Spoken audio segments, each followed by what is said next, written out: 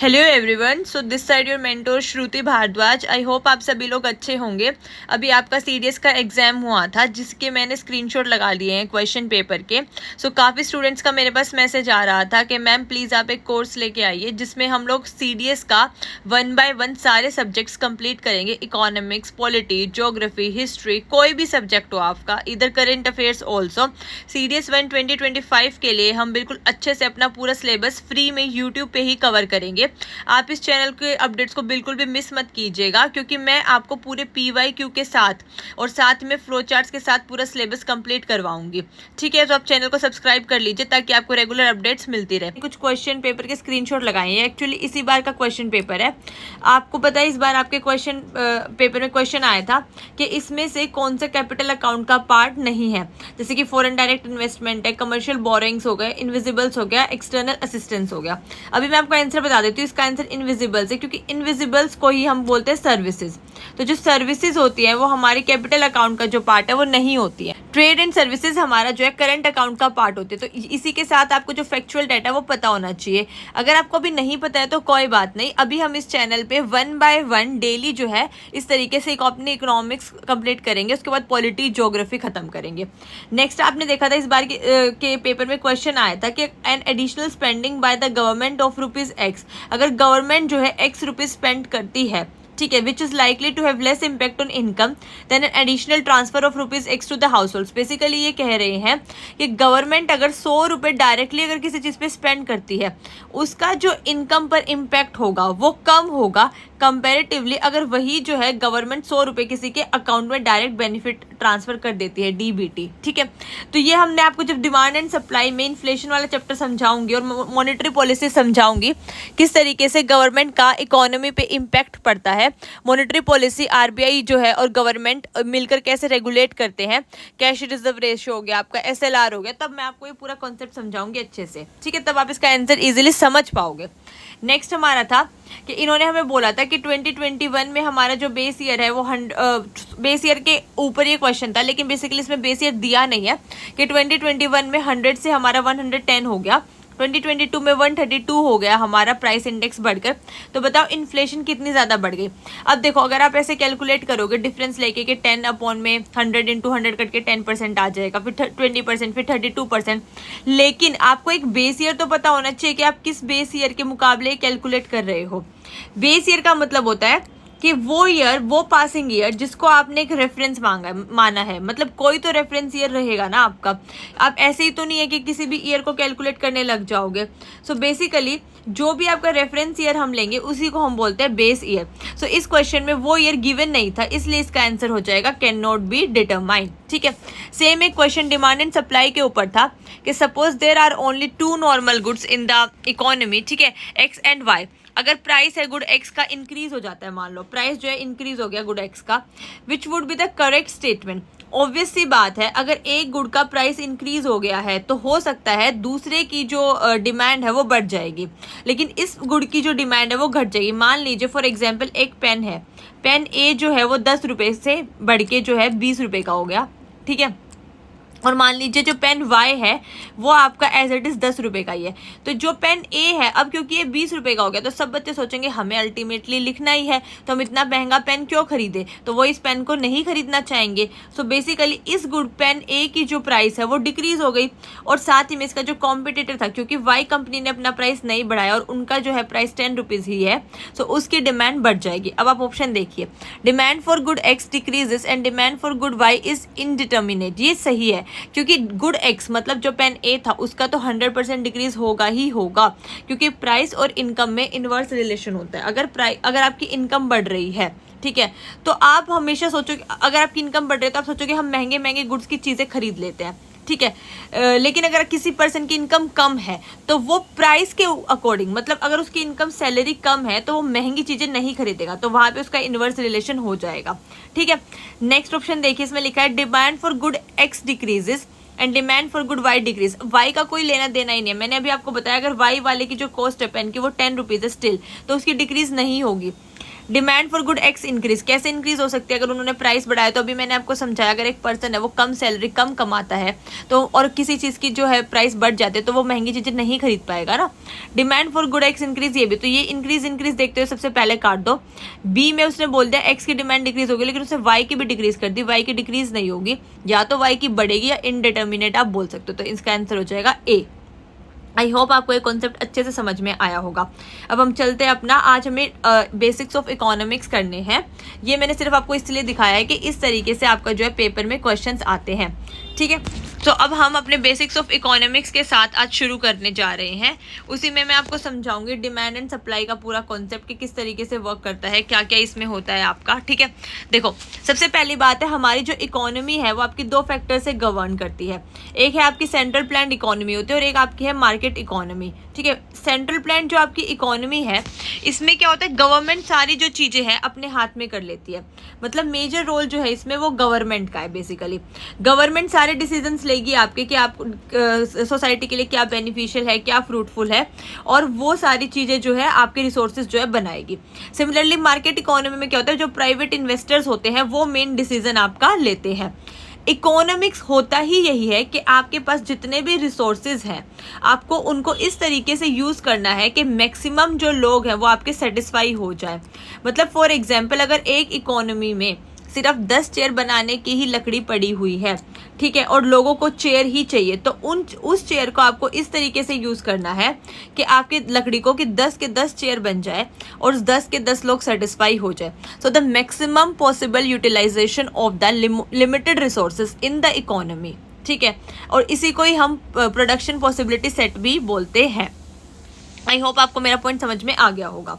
अब आपके आते हैं सेक्टर्स ऑफ इकोनॉमी के ऊपर। बेसिकली आपकी इकोनॉमिक्स में 3 मेजर सेक्टर हैं। सबसे पहला सेक्टर है प्राइमरी सेक्टर। प्राइमरी सेक्टर आपका क्या कहता है, देखो, as an economy develops the share of primary sector in total production and employment goes down. Basically ये जो आपका सेक्टर है, प्राइमरी जो सेक्टर है आपका, हमारा प्राइमरी सेक्टर बात करता है फिशिंग की, एग्रीकल्चर की, फॉरेस्ट्री की। बेसिकली वो सेट ऑफ प्रोडक्शन जो आपका एक मिनिमम किसी भी चीज़ के स्टार्टअप के लिए रिक्वायर है कि अगर एग्रीकल्चर फूड चाहिए हमें, उसके लिए हमें एग्रीकल्चर चाहिए, ठीक है। या अगर आपको मान लो कोई घर बनाना है तो उसके लिए बेसिक प्राइमरी चीज़ें क्या होंगी, मिट्टी है, आपकी बेसिकली ईंट है, ये सब चीज़ें। तो प्राइमरी सेक्टर का पार्ट है। सेकेंड हम आते हैं सेकेंडरी सेक्टर पे।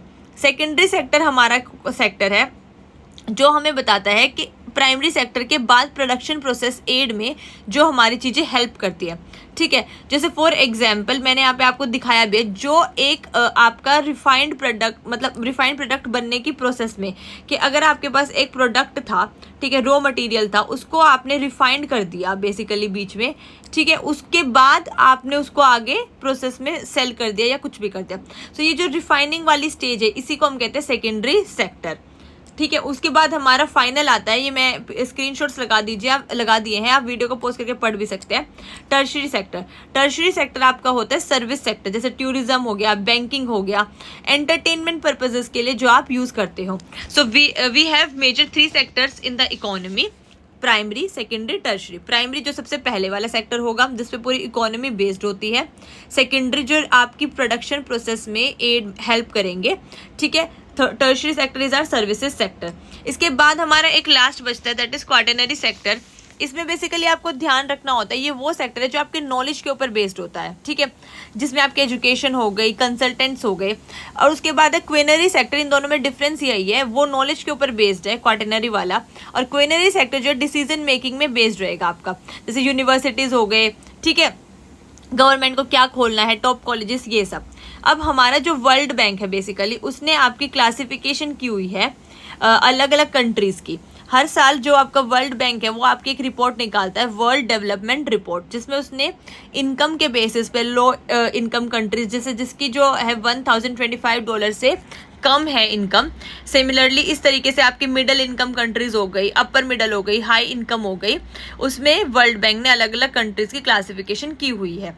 आप लोग मुझे कमेंट सेक्शन में बताओगे इंडिया जो है इस पूरे ग्रुप में से आपका किस में लाई करता है, ठीक है, क्योंकि आपको एटलीस्ट ये पता होना चाहिए इंडिया के बारे में कि हमारी जो कंट्री है वो इस पूरे ग्रुप में से कहाँ पर लाई करती है।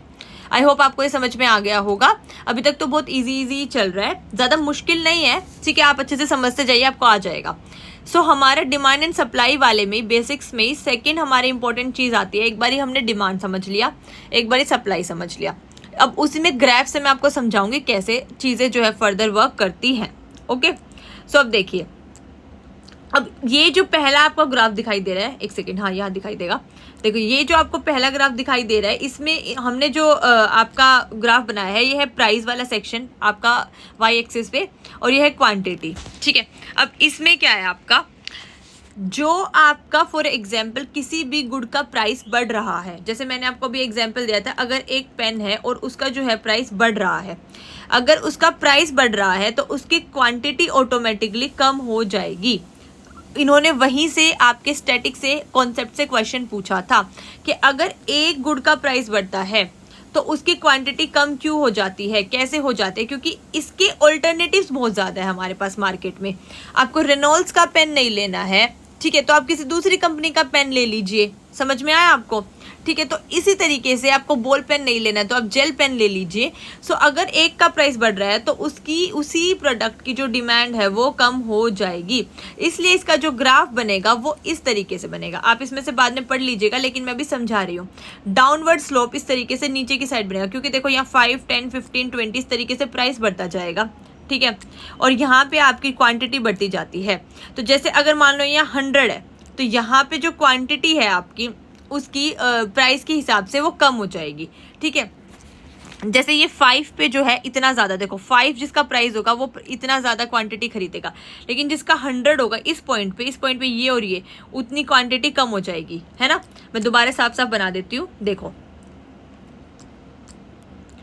ये देखो इस तरीके से बनाए ये, अब इसमें इस तरीके से है। तो मान लीजिए यहाँ पे जो भी प्रोडक्ट है उसकी देखो प्राइस कितना ज़्यादा है, बहुत हाई है ना, तो उसकी जो आपकी क्वांटिटी हो वो इतनी सी होगी, लेकिन यहाँ पे जो भी आपका प्राइस रहेगा वो बहुत कम है, इसलिए देखो उसका जो है इस तरीके से बनेगा और ये ऐसे नीचे तक कर्व जा रहा है। सो आपको समझ में आ गया होगा कि जिसका प्राइस कम रहेगा उसकी क्वान्टिटी ज़्यादा रहेगी और जिसका प्राइस ज़्यादा रहेगा उसकी क्वान्टिटी कम रहेगी, इसलिए डाउनवर्ड स्लोपिंग हमने कर्व बना दिया। ये है पहला ग्राफ। अब हम आते हैं सेकेंड ग्राफ के ऊपर। सेकेंड ग्राफ बेसिकली हमारा कहता है प्राइस और क्वांटिटी में, लेकिन सप्लायर की साइड से। ये हम अपनी साइड से देख रहे हैं, कंज्यूमर की साइड से। लेकिन अगर कोई सप्लायर है, कोई प्रोड्यूसर है, उसको पता है पेन ए का जो प्राइस है वो मार्केट में बढ़ता जा रहा है, मतलब लोगों को ये पेन पसंद आ रहा है। फॉर एग्जाम्पल एप्पल का फ़ोन है, उसका प्राइस बढ़ता जा रहा है, वो लोगों को पसंद आ रहा है, तो सप्लायर जो सप्लाई बढ़ा देगा, इसलिए उसका कर्व बना अपवर्ड स्लोपिंग में। समझ में आ गया। अब जिस भी मार्केट में डिमांड एंड सप्लाई के कर्व मैच कर जाएंगे जिस पॉइंट पर, उसको हम कहते हैं इक्विलिब्रियम का कर्व। मतलब आपका डिमांड जितनी थी उतनी ही सप्लाई है, इसलिए उसको बोल देंगे हम इक्विलिब्रियम का कर्व। बस ये 3 कर्व यही डिपिक्ट करते हैं आपके। नेक्स्ट टॉपिक पे आते हैं टाइप्स ऑफ गुड्स। बेसिकली आपके जो गुड्स हैं वो मेजर कैटेगरीज में डिवाइडेड है। फॉर एग्जांपल वेबलन गुड्स हो गया, नॉर्मल गुड्स हो गए, आपके कॉन्स्पिक्यूअस गुड्स हो गए।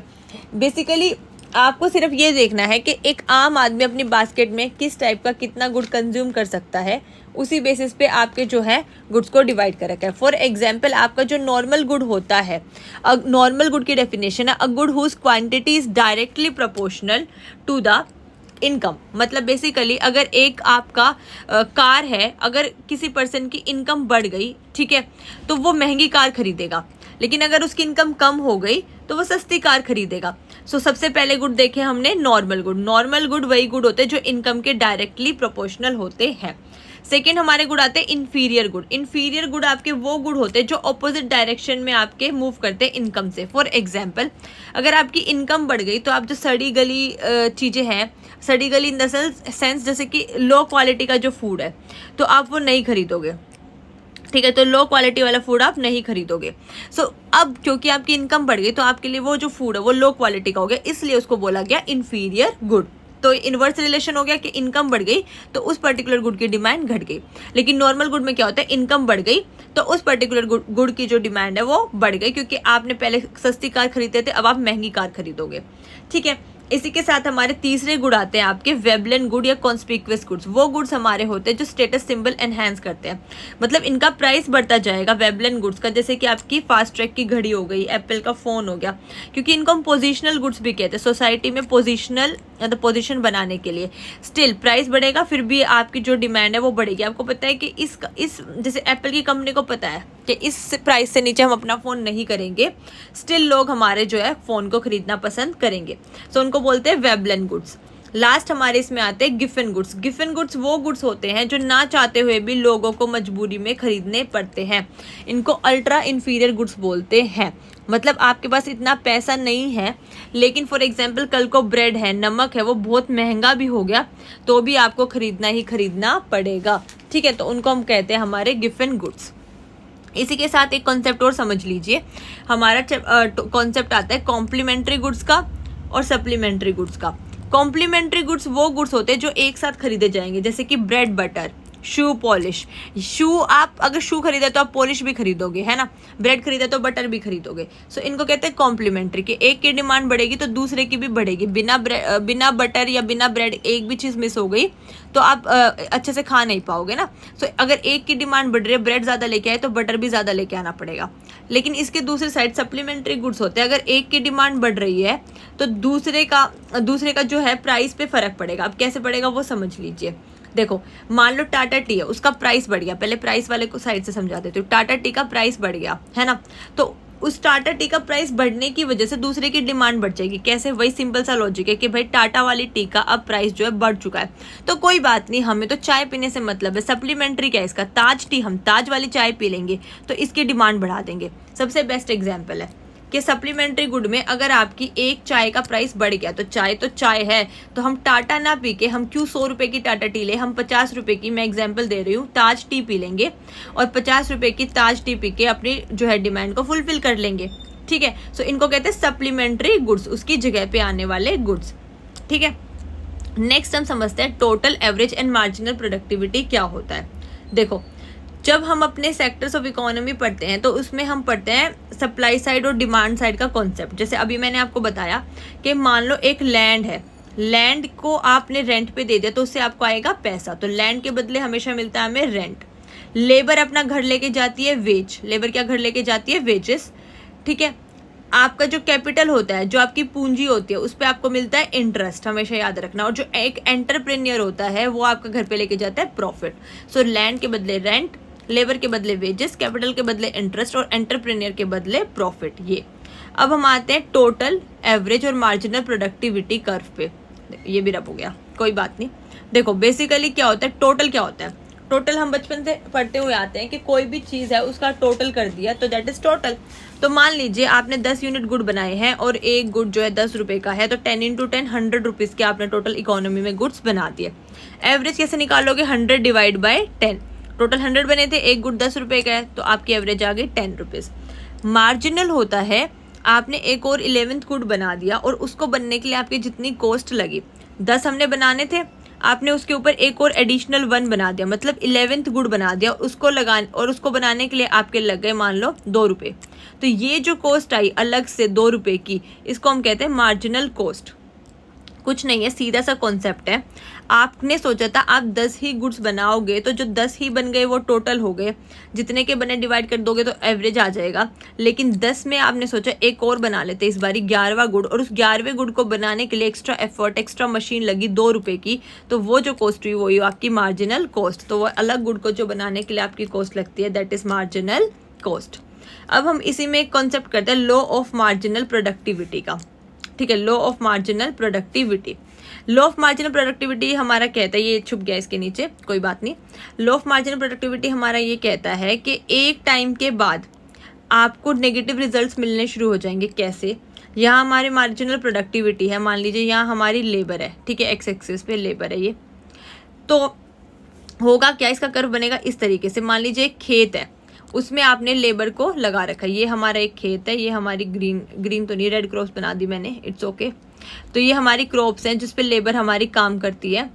तो अगर जैसे फॉर एग्जांपल शुरू में आप लेबर बढ़ाते गए पीक तक आपको आके जो है मैक्सिमम आउटपुट मिल गया अपने खेत का, मैक्सिमम क्रॉप्स मिल गई, लेकिन अगर आप इसी खेत में 100 लेबर लगा दोगे तो आपका जो है मार्जिनल प्रोडक्टिविटी जो है, अभी मैंने आपको समझाया, एक्स्ट्रा जो मिलता है आपको प्रोडक्टिविटी जो है, एक्स्ट्रा जो मिलता है आपको वो डिक्रीज हो जाएगा। डिक्रीज कैसे हो जाएगा? इस खेत में ज़रूरत है सिर्फ 10 लेबर की, आपने लगा दी 100, अब वो धक्का मुक्की करेंगे तो जो क्रॉप्स बननी थी वो भी डिस्ट्रॉय हो जाएंगी। सो बेसिकली जो कर्व है वो इस तरीके से डाउनवर्ड स्लोप जाएगा बाद में। इसी को हम कहते हैं लॉ ऑफ मार्जिनल प्रोडक्टिविटी, कि जो आपको एक जितना मैक्सिमम आउटपुट निकलना था निकल गया है ना।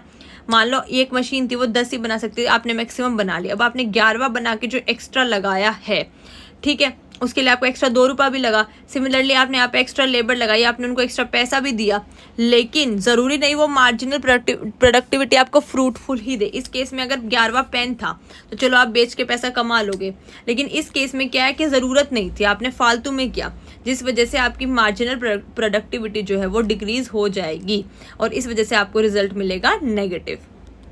ठीक है, अब हम आते हैं अपना आज का ऑलमोस्ट लास्ट टॉपिक ये, हाँ इसके नहीं, इसका 1-2 टॉपिक और बचे हैं। ठीक है, सबसे पहले फिक्स्ड कॉस्ट और ओवरहेड कॉस्ट और फिर वेरिएबल और डायरेक्ट कॉस्ट। अब ये क्या होता है? फिक्स्ड कॉस्ट होती है आपकी बेसिकली फैक्ट्री की कॉस्ट, कोई भी आपने फैक्ट्री स्टेब्लिश की है, ठीक है, उसको बनाने में, उसको मशीन वगैरह लाने में जो एक बारी कॉस्ट लग गई आपकी, that is fixed cost. Variable है आपका डेली वेज वर्कर, लेबर हो गए कि वो रोज आएगा, आपको रोज उसको पैसे देने पड़ेंगे, तो दैट इज आपका वेरिएबल कॉस्ट। ठीक है, नेक्स्ट हम आते हैं अब अपना टाइप्स ऑफ आपके अलग अलग जो है कॉस्ट होते हैं, जैसे उसमें से एक कॉन्सेप्ट है आपका अपॉर्चुनिटी कॉस्ट का।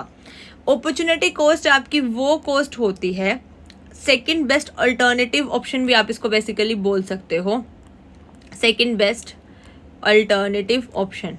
इसमें क्या होता है, फॉर एग्जाम्पल आपके पास 2 ऑप्शन थे, ठीक है, कि या तो आप एक 100 रुपये की नौकरी कर सकते हो, ठीक है, या फिर आप वो 100 रुपये अपने बिजनेस में लगा सकते हो। आपने सोचा 100 रुपये की नौकरी करूंगा तो सारी उम्र 100 रुपये मिलते रहेंगे, लेकिन अगर मैं ये 100 रुपये बिजनेस में लगा दूंगा तो ठीक है, अभी मुझे ऑन द स्पॉट प्रॉफिट नहीं होगा, लेकिन कल को इस बिजनेस से जब मुझे प्रॉफिट होगा, उससे मान लो 200 रुपये आ गए, तो मैं इसको एक्सपेंड कर दूंगा 2 जगह पे और, फिर वो 200 से 400 हो जाएंगे, 400 से 800 हो जाएंगे, इस तरीके से। सो ये जो आपने 100 रुपये अगर आप अभी जॉब करते तो आपको सैलरी मिल जाती, लेकिन और वो ऑन द स्पॉट मिल जाती है ना, लेकिन आपने सोचा उस ऑप्शन को हटा के मैं सेकंड बेस्ट ऑप्शन पे जाता हूँ, तो ये जो सेकंड बेस्ट ऑप्शन आपने चूज किया, इसको छोड़ने की कॉस्ट थी आपके 100 रुपये एट प्रेजेंट वाले, उसको हम कहते हैं अपॉर्चुनिटी कॉस्ट। सो अपॉर्चुनिटी जो आपकी बेस्ट अपॉर्चुनिटी है, उसको छोड़ने का रिस्क, उसको छोड़ने का लॉस, मन में ये शांति कर लेना कि लेटर ऑन फ्यूचर में मुझे प्रॉफिट हो जाएगा, है ना, तो उसको छोड़ने की जो कॉस्ट होते हैं उसी को हम अपॉर्चुनिटी कॉस्ट बोलते हैं। मतलब आपने अपना सेकंड बेस्ट अल्टरनेटिव चूज किया, सेकंड बेस्ट ऑप्शन चूज किया, और जब सेकंड बेस्ट ऑप्शन चूज कर रहे थे तो ऑब्वियसली पहले वाला आपने छोड़ दिया, तो इसमें जो नुकसान हो रहा है अभी, लेकिन आपको शांति है कि फ्यूचर में फायदा हो जाएगा, सो इस नुकसान की जो भरपाई है, जो पैसा है, जो कॉस्ट है, उस कॉस्ट को हम कहते हैं अपॉर्चुनिटी कॉस्ट। आई होप आपको समझ में आ गया होगा, ये कॉन्सेप्ट मुझे बहुत अच्छा लगता है, ये आप अपनी लाइफ में भी यूज़ कर सकते हैं। जैसे फॉर एग्जांपल अगर आप कहीं पे ट्रेवल कर रहे हैं तो आपके पास 2 ऑप्शन है, या तो आप कार से जा सकते हैं, आप मेट्रो से जा सकते हैं। तो आपने सोचा कि कार से जाऊंगा तो भले ही मैं खुद का व्हीकल लेके जाऊंगा तो मैं इधर उधर से निकल सकता हूँ, लेकिन आगे जाके मुझे ट्रैफिक मिल सकता है ना, जल्दी पहुंच जाऊंगा अगर ट्रैफिक नहीं मिला तो, लेकिन मिल गया तो आप लेट हो जाओगे, तो इससे अच्छा मैं मेट्रो से जाऊँ। तो सेकंड ऑप्शन आपने क्या चूज़ किया, मेट्रो का। तो आपने कार, मतलब आपका कार में कंफर्ट ज़्यादा था, तो आपने अपना कंफर्ट छोड़ दिया, तो मेट्रो चूज़ करने की अपॉर्चुनिटी कॉस्ट क्या रहेगी, कंफर्ट, क्या आपने अपना कंफर्ट जो है वो छोड़ दिया। ठीक है, अब हम आगे चलते हैं। हाँ ये देखिए, इसमें क्या है हमारा, सबसे पहले मोनोपोली, लास्ट टॉपिक है ये आज का। सबसे पहले आपको ध्यान रखना है मोनोपोली। मोनोपोली क्या होता है? मोनोपोली होता है कि कोई भी अगर एक मार्केट है, ठीक है, उसमें और कोई प्लेयर है ही नहीं, वो सिंगल प्लेयर है, उसको हम कहते हैं मोनोपोली। मोनो मतलब सिंगल, है ना, ठीक है। अब आपको 4 कॉन्सेप्ट समझने हैं यहाँ पे। सबसे पहला परफेक्ट कंपटीशन, वो इसमें शो नहीं हो रहा है, मैं बता देती हूँ। परफेक्ट कंपटीशन में क्या होता है, आपका बहुत सारे लार्ज नंबर ऑफ प्रोड्यूसर्स होते हैं और वो अलग अलग जो है प्रोडक्ट बनाते हैं, जिसको हम कहते हैं हेट्रोजेनियस, और अगर सेम बनाएंगे तो हम कह देंगे होमोजीनियस। ठीक है, तो अगर मान लो वो सेम, जैसे फॉर एग्जांपल मेडिकल शॉप्स होते हैं हॉस्पिटल के पास में, तो वो सब लोग सेम ही दवाई बेच रहे होते हैं, तो वो परफेक्ट कंपटीशन में है। ठीक है, फिर तो मोनोपोलिस्टिक कंपटीशन सेकंड, इसमें लार्ज प्रोड्यूसर होंगे लेकिन वो डिफरेंशिएटेड प्रोडक्ट बनाएंगे, मतलब अलग अलग दवाई बेचेंगे। ओलिगोपोली में क्या होता है, बहुत ही कम फर्म होते हैं। जैसे फॉर एग्जांपल आपका चाय की है, अगर हम मेन 5 कंपनीज ले ले, सो दे आर इन ओलिगोपोली। उनको हम ये नहीं कहेंगे परफेक्ट कंपटीशन में, क्योंकि परफेक्ट कंपटीशन में आपके बहुत सारे पर्सन्स होते हैं। मोनोपोली में लास्ट मान लो कल को जियो पूरी मार्केट कैप्चर कर लेता है तो उसको हम बोलते हैं ये मोनोपोली में है। सो जैसे जैसे आप मोनोपोली के साइड बढ़ते जाओगे, कंपटीशन जो है आपका डिक्रीज होता जाएगा, क्योंकि लास्ट में सिर्फ एक ही पर्सन बचेगा। अब हम लास्ट में रिवाइज कर लेते हैं हमने पूरा क्या क्या पढ़ा। ठीक है, सबसे पहले हमने शुरू में देखा था आपका PYQs देखे थे आपके, जिसमें मैंने आपको बताया किस तरीके से आपको अटेम्प्ट करना है, इसी साल के थे इनफैक्ट वो। उसके बाद हमने आपका देखा था sectors of economy, primary, secondary, tertiary. ठीक है, उसके बाद हमने आपका देखा था डिमांड एंड सप्लाई के बेसिक कॉन्सेप्ट, कैसे मार्केट पूरी आपका डिमांड, सप्लाई और प्राइस से काम करती है, जिसमें हमने ग्राफ देखा था आपका कि अगर आपका प्राइस बढ़ रहा है तो आपकी क्वांटिटी कम हो जाएगी, इस तरीके से ग्राफ नीचे की तरफ बनेगा, और अगर सप्लायर की साइड से देखोगे तो आपका जो है बढ़ जाएगा, और जहाँ ये दोनों मीट करते हैं मार्केट में उसको हम कहते हैं इक्विलिब्रियम। उसके बाद हमने टाइप्स ऑफ गुड देखे थे आपके, देखो है ना, कि मान लो कौन कौन से टाइप्स ऑफ गुड होते हैं आपके, वेबलन गुड्स हो गए, नॉर्मल गुड्स हो गए, ठीक है, गिफन गुड्स हो गए। देन हमने मार्जिनल प्रोडक्टिविटी का कॉन्सेप्ट समझा, total product, average product, marginal जो आपने एक एक्स्ट्रा बनाया उसको बोलते हैं। अगर वो एक्स्ट्रा आपका नेगेटिव रिजल्ट देता है क्योंकि आपने बहुत ज़्यादा लालच में चीज़ें कर दी, तो उसको लॉ ऑफ मार्जिनल प्रोडक्टिविटी बोलते हैं, जो कर्व है वो डाउनवर्ड स्लोप करेगा। उसके बाद हमने देखा जो हमारी कॉस्ट होती है वो 2 तरीके की होती है, एक फिक्स्ड कॉस्ट आपने एक बारी जो लगा दी वन टाइम, और एक वेरिएबल जो आपकी चेंज होती रहती है। ठीक है, उसके बाद आपने देखा अपॉर्चुनिटी कॉस्ट का कॉन्सेप्ट, कि आपने second best alternative option choose किया तो उसको छोड़ने का कॉस्ट क्या रहेगा। देन मैंने आपको बताया आपकी कंपटीशन, मोनोपोली, मोनोपोलिस्टिक, ओलिगोपोली और परफेक्ट कंपटीशन। ठीक है, सो फाइनली इसी के साथ हम अपने क्लास को एंड करते हैं। आई होप आपको ये सीरीज पसंद आई होगी। इसी तरीके से हम अगले चैप्टर में पढ़ेंगे आपका GDP, GNP फ्लो चार्ट्स के साथ। आपको वीडियो पसंद आए then please like, share and subscribe the channel. Thank you so much. जय हिंद।